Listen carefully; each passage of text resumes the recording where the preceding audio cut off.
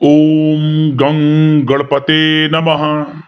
दोस्तों, स्वागत है आप सभी लोगों का एक बार फिर से इस YouTube चैनल ज्योतिष मार्ग में। दोस्तों, पूरे 500 सालों के बाद बन रहा है दिव्य दुर्लभ महाशुभ संयोग। 15 नवंबर शुक्रवार, कार्तिक पूर्णिमा। इस दिन यानी 15 नवंबर शुक्रवार के दिन, कार्तिक पूर्णिमा के दिन चुपचाप गाय को खिला दें।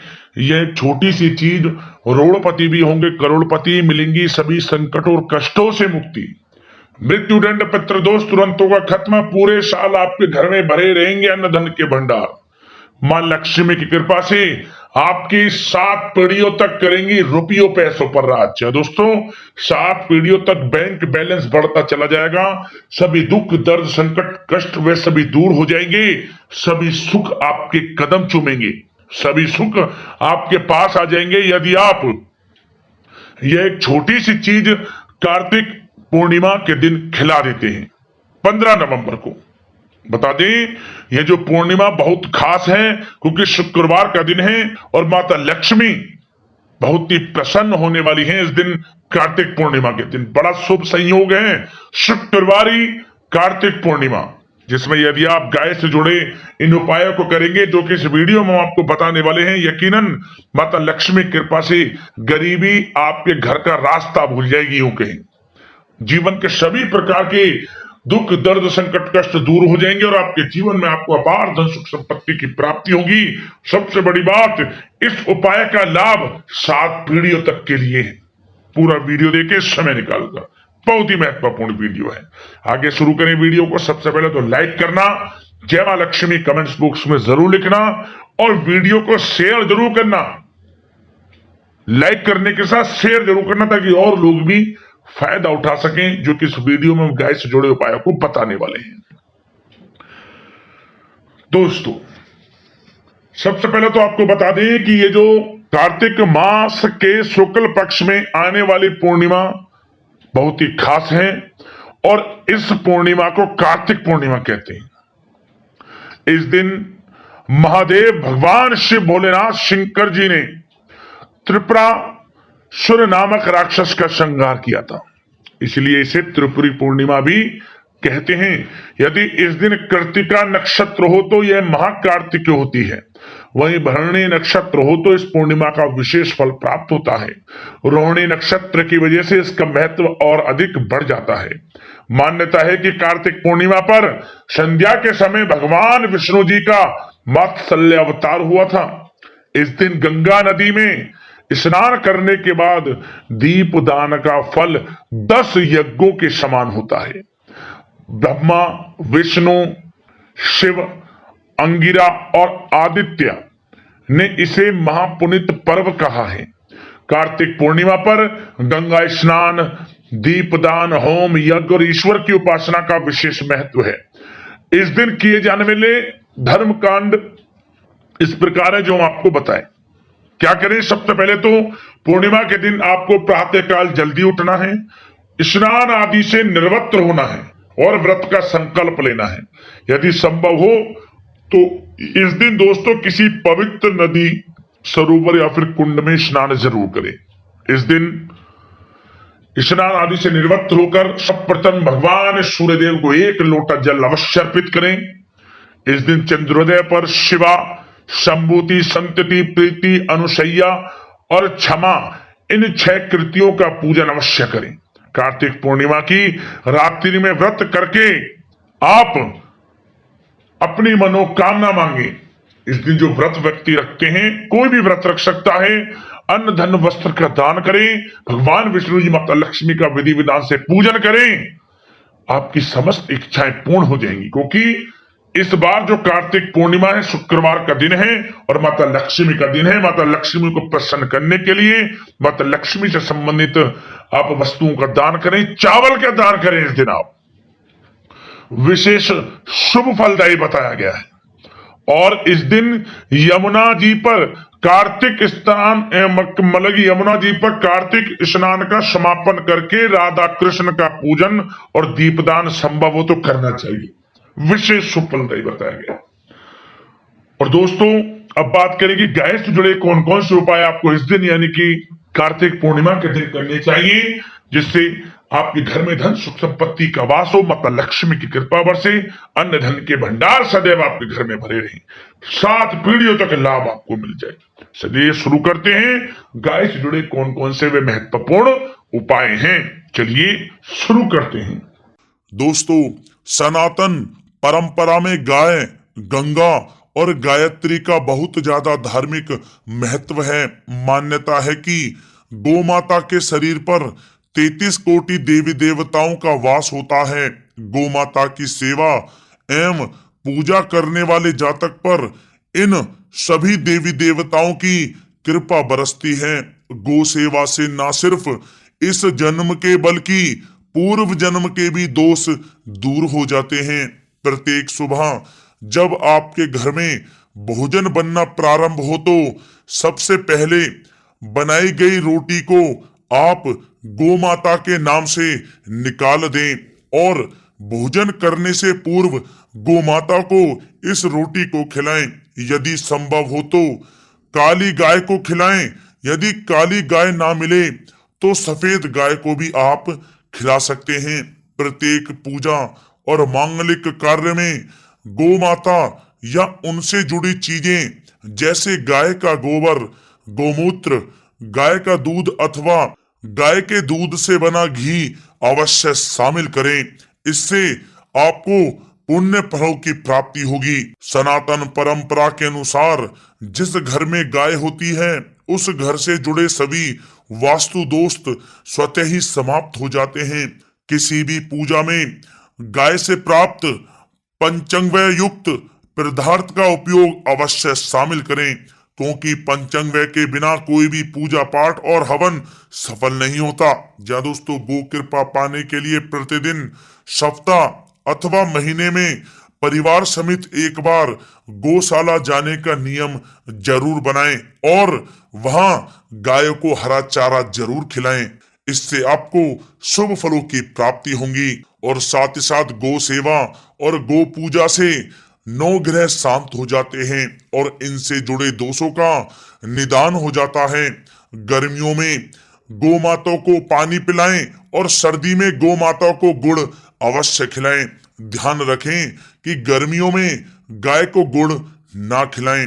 अनेक देवी देवताओं को अपने शरीर पर धारण करने वाली गौ माता से जुड़े कई शुभ और अशुभ संकेत भी होते हैं।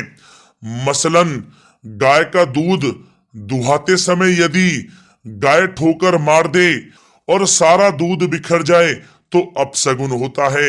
यदि कोई यात्रा पर निकल रहा हो और गाय अपने बछड़े को दूध पिलाती सामने आ जाए तो निश्चित रूप से जिस यात्रा के लिए आप निकले हैं वह यात्रा आपके लिए अवश्य ही सफल होगी और वह काम जिसके लिए आप निकले हैं वह अवश्य ही पूर्ण होगा।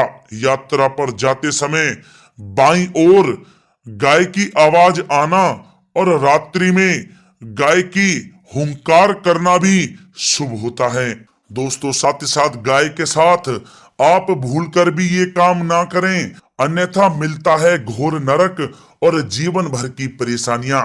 या दोस्तों, गाय को राष्ट्रीय पशु बनाए जाने और इन्हें मौलिक अधिकार दिए जाने की बात हो रही है तो सवाल उठता है कि गाय जब भारतीय संस्कृति का अहम हिस्सा है तब भी गाय के साथ लोग खराब व्यवहार कैसे कर लेते हैं।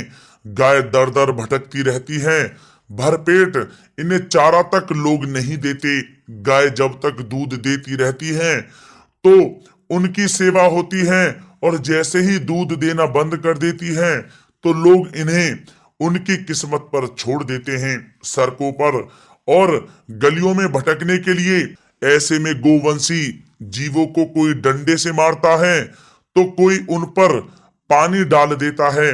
कभी वाहनों से इन्हें ठोकर लग जाती है तो कभी बीमार होकर बेचारी ये गाय दम तोड़ देती हैं।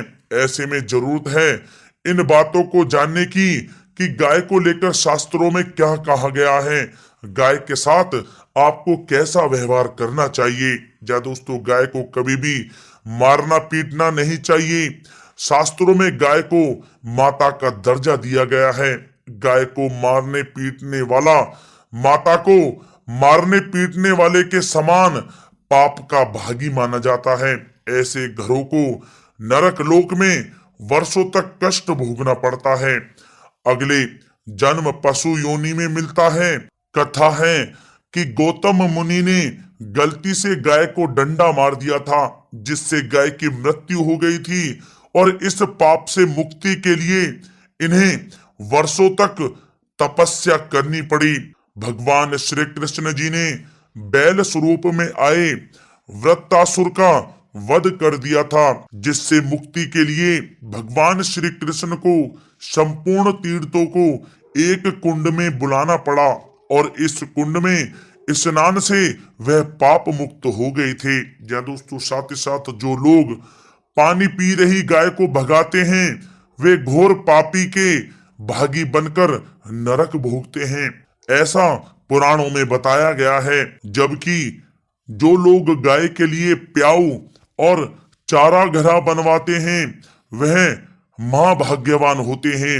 ऐसे लोग घोर पाप से मुक्त होकर स्वर्ग पा जाते हैं और बड़े ही धनवान कुल में जन्म लेकर सुख भोगते हैं। और साथ ही साथ आराम कर रही गाय को कष्ट देकर कभी भी उठाना नहीं चाहिए। कहते हैं कि जिस स्थान पर गाय बैठी है, वहां से नकारात्मक ऊर्जा समाप्त हो जाती है। गाय के बैठने की जगह को जो लोग नियमित साफ रखते हैं, वे पूर्व जन्म में किए गए जाने अनजाने में पापों से मुक्ति हो जाते हैं और गोलोक में स्थान पाते हैं।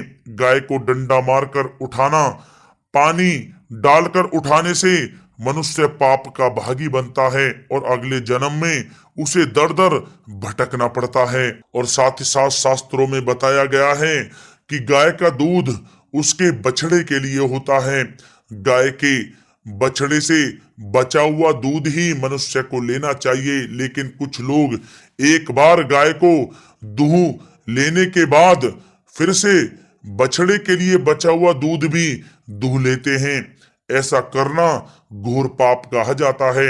ऐसे दूध को दुहाने वाला और ग्रहण करने वाला दोनों ही पाप के भागी बन जाते हैं। दोस्तों, साथ ही साथ शास्त्रों में कहा गया है कि गोवंश यानी गाय और बैल के पीठ पर नहीं बैठना चाहिए। इनके पीठ पर बैठने से महापाप लगता है। ऐसे लोगों को नरक की यातना भोगनी पड़ती है।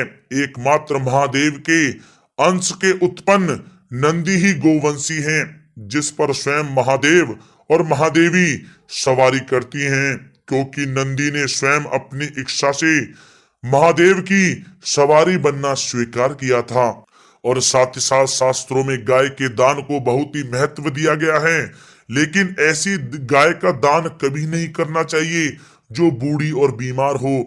कठोपनिषद में नचिकेता की कथा भी इस संदर्भ में है कि जिस नचिकेता ने पिता द्वारा बूढ़ी गाय को दान करने पर आपत्ति जताई थी, दूध देने वाली और बछड़े सहित जो लोग गाय का दान करते हैं, वह महान पुण्य को प्राप्त करके स्वर्ग में स्थान पाते हैं। दोस्तों, साथ ही साथ सूर्य, चंद्र, मंगल या शुक्र की युति राहु से हो तो पितृ दोष होता है। यह भी मान्यता है कि सूर्य का संबंध पिता से एवं मंगल का संबंध रक्त से होने के कारण सूर्य यदि शनि, राहु या केतु के साथ स्थित हो या दृष्टि संबंधी हो तथा मंगल की युति राहु या केतु से हो तो पितृ दोष होता है। इस दोष से जीवन संघर्ष में बन जाता है। यदि पितृ दोष हो तो गाय को प्रतिदिन या किसी भी एकादशी को या किसी पूर्णिमा के दिन या अमावस्या को रोटी, गुड़, चारा आदि खिलाने से पितृ दोष समाप्त हो जाता है। साथ ही साथ देसी गाय की पीठ पर जो ककुद कुबड़ होता है वह बृहस्पति गुरु हैं। अतः जन्म पत्री में यदि बृहस्पति अपनी नीच राशि मकर में हो या अशुभ स्थिति में हो तो देसी गाय के इस बृहस्पति भाग एवं शिवलिंग रूपी कुबड़ के दर्शन करने चाहिए।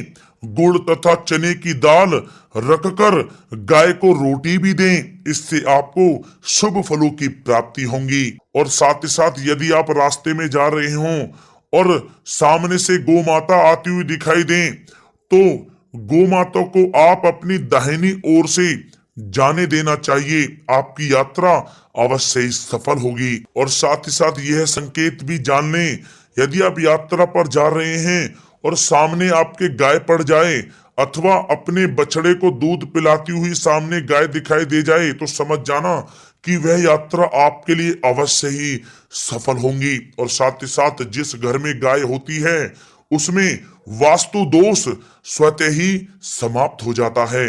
और साथ ही साथ आपको बता दें कि गाय को आप जो भी रोटी बनाएं प्रतिदिन ताजी रोटी ही बनाएं। गाय को अगर आपने रोटी बनाई है तो कोशिश करें कि उस रोटी को आप तुरंत ही गाय को दे दें। अगर आप उस रोटी को रख देंगे और उस रोटी को अगले दिन देंगे तो वह रोटी बासी मानी जाएगी। गाय को कभी भी बासी रोटी ना दें, इससे घर में नकारात्मक ऊर्जा वास करती है और जो भी कार्य आपके बनने वाले होंगे वह कार्य भी आपके बिल्कुल भी नहीं बनेंगे। इससे आपके घर में हमेशा दरिद्रता का वास रहेगा और आप जिस भी कार्य को करेंगे उस कार्य में आपको हमेशा असफलता ही हाथ लगेगी। इसलिए कोशिश करें गाय को रोजाना ताजी रोटी बनाकर खिलाएं और रोटी को बिल्कुल ना रखें, बासी रोटी गाय को ना दें। और साथ ही साथ सड़ी गली चीजें गाय को नहीं खिलानी चाहिए कि घर में कोई फल है, कोई सब्जी है, सड़ जाए तो लोग क्या करते हैं गाय को खिला देते हैं। नहीं, ऐसा नहीं करना चाहिए। ऐसा करने से यदि आप गाय को खिलाते हैं तो और आप पाप के भागी बन जाते हैं। आप बिल्कुल भी सड़ी गली चीजें गाय को ना खिलाएं। और साथ ही साथ आप आटे की 11 लोइयां बनाकर उनके ऊपर हल्दी लगाएं। इसके बाद आप उन 11 लोइयों को एक एक करके गाय को खिलाएं।